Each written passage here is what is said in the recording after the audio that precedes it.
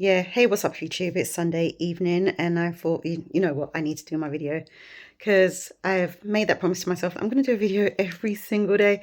I don't know how long I'm going to keep it up for. In fact, I'm going to just keep it up, just keep posting videos and not even overthink it. So, yeah, this is my Sunday video. And I was just here cleaning my bathroom and stuff because my parents have been here. My parents are from Jamaica. They visit every year, and they've literally just left today. And so I just said to my husband, you know what, I'm just going to blitz clean over the next week. I'm just going to clean because we've had, people in the house. When I say people, my parents in the house, myself, my husband, other people visiting, and you don't really get the chance to like really do a deep clean when there's as many bodies around. And so this is opportunity for me to just really get into the areas that don't normally get seen or cleaned. And as I was thinking about it, I was like, you know what, I really want my bedroom done. My bedroom hasn't been painted in 8 years. It doesn't look offensive, but it's starting to look grubby around the edges. The furniture is somewhat tired because when I say tired, it's like I got married a year ago. Prior to that, it was just me. I had like a small wardrobe where I kept all my clothes and stuff. And it was fine for one person. I had the drawers under my bed.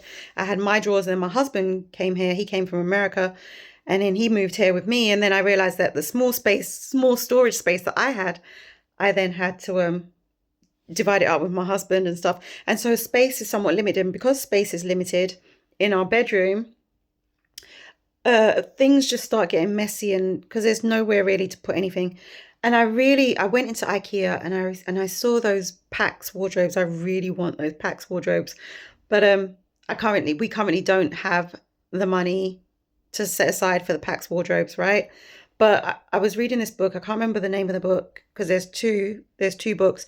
There's one called The Dynamic Laws of Prosperity, and there's another one called oh my gosh, what is it called again? It's called, oh my goodness, how can I forget what the book is called? Anyhow, when I remember what the book is called, I'll come back to you. Oh, The Game of Life and How to Play It. The Game of Life and How to Play It. And one of the things that they said in either one of those books, I can't remember, is that you have to make space for what you want, right? So if you have something that you currently have in your life and it's not what you want, allow yourself the freedom to get rid of it in order to make space for the thing that you do want, right? Because as long as you're holding on to the old stuff, thinking that maybe one day you might use it or it might be beneficial, you're actually preventing the very thing that you want in your life to come into your life because there's no space for it. And so you have to make space for something. And even just like, that whole saying where people say that nature abhors a vacuum, if there's a vacuum somewhere in your life, something is going to fill it. Something's going to fill it up, right? And so the thing is to be intentional with what you fill the vacuum up with. And so it's not just leaving it to chance, but saying and doing whatever to get the thing that you want, to attract the thing that you want. So literally, as I'm cleaning up and whatever, I'm throwing out all the old junk, all the stuff that's not serving any purpose, all the stuff that I've been looking at for years and just thinking I need to get rid of that. I'm going to be moving the wardrobe out of my bedroom, out of our bedroom, sorry. I'm going to be moving the wardrobe out of our bedroom to make space for the wardrobes that I want. I would like a new bed.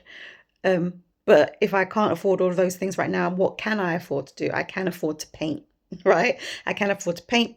We can afford to paint. We can afford to clean up and, fill in any cracks, paint the ceiling, do all that kinds of stuff in preparation for the thing that we want. So that's what I've been doing. So I've got my, I've got this big old bleach stain on these clothes, and that wasn't intentional because I bought this jumpsuit. There's this shop that's not too far from my workplace.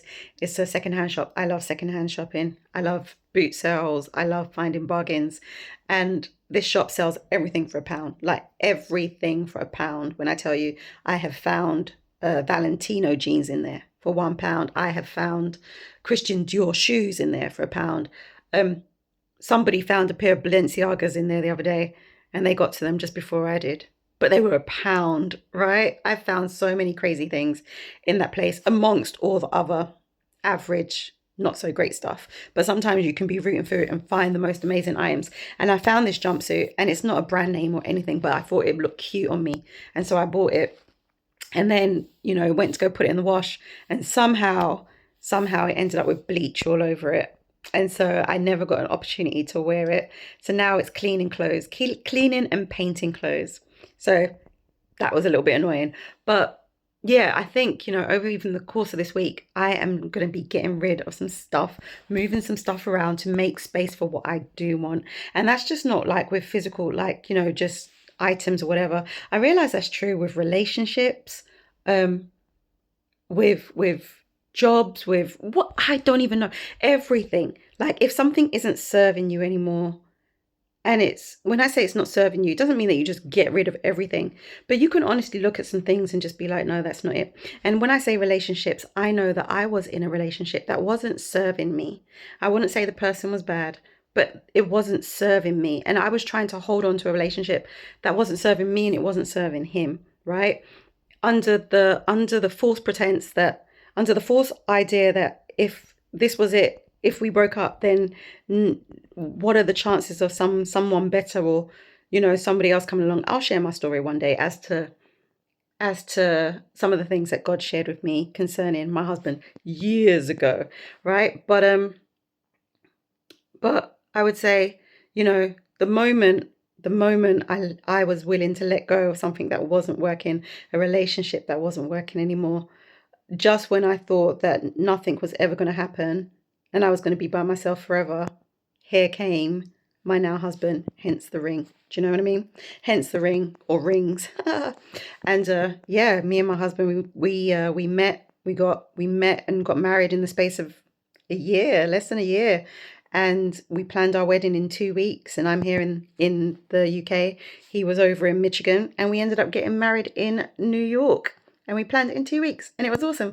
And then he moved here, and it's been pretty amazing. And like I said, I'll share that story one day, because God is amazing. And when he's in it, things can happen quickly, quickly. But as with, the reason why I'm doing these videos every day is because of Dodash and others like her who have inspired me to get on camera. And we have seen how when things happen quickly, I'm not saying that Dodash didn't put the work in all those years, she did. But when things took off, they took off. And that's how it was with me and my husband. When, I didn't get married until 45. I'm now 46, going to be 47. But when it happened quickly. And here we are.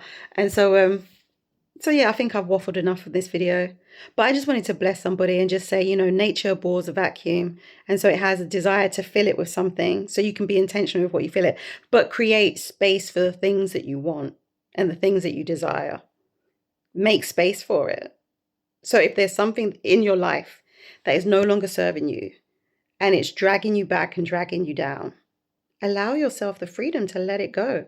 Whether it's a pair of shoes that are hurting your feet, whether it's an outfit, or even whether it's a relationship with the wrong person and it's not working, and this is not where you're supposed to be, and both parties aren't prepared to work to make it work. Ask yourself the question, is this something that I need to be in and need to be doing? I mean, only you can answer that. I'm not encouraging anybody to let go of relationships, but even friendships, sometimes it's like, is this something that I truly want to be dealing with? Like, is this taking me to the place I want to go? Because I'm looking to advance. And if the person who you're in relationship with, be it a friend or what have you, and they're not looking to advance, then the question is like, is this really where I need to be? Because even when I think about it, it's like, when God told Abram to leave his family weren't looking to go nowhere. They weren't looking to advance and grow. It says in Genesis, in the verse before God spoke to him, Genesis 11, I think, it said concerning Abram's father that he got to Haran, I believe, and settled there. Some people are prepared to just settle.